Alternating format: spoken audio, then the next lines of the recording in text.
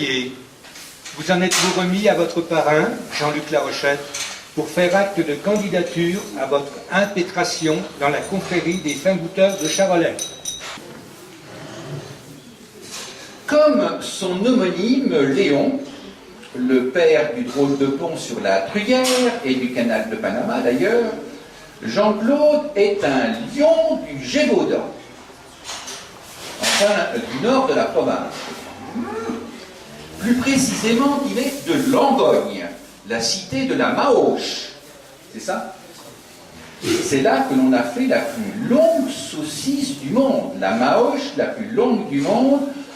En l'an 2000, le 9 avril, ils s'y sont tous mis et ils ont réussi à fabriquer une saucisse de 23 km et 161 mètres de long. C'est dire si tout son être était marqué à la naissance par les coutumes rabelaisiennes des Langonais, ces célébrations gargantuesques avec moult ripailles et cochonailles pour la fête votive en l'honneur du bon géant. L'autre moitié du monsieur est italien, des Marches, et plus précisément d'Urbino, la ville de la Cazziota, du même nom, Cazziota d'Urbino. Mais ne vous y méprenez pas, il ne suffit pas d'être né dans une ville de dénomination di origine proletta ou à Langogne pour devenir un fin goûteur. Le terroir ne vous donne que le goût, encore faut-il le cultiver.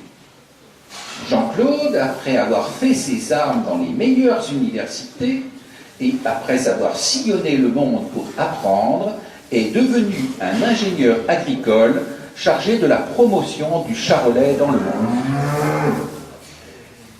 Il y en a peu en notre assemblée qui peuvent lui en compter. Et il y a déjà un certain temps que nos espions s'étaient mis sur ses traces pour nous l'accaparer.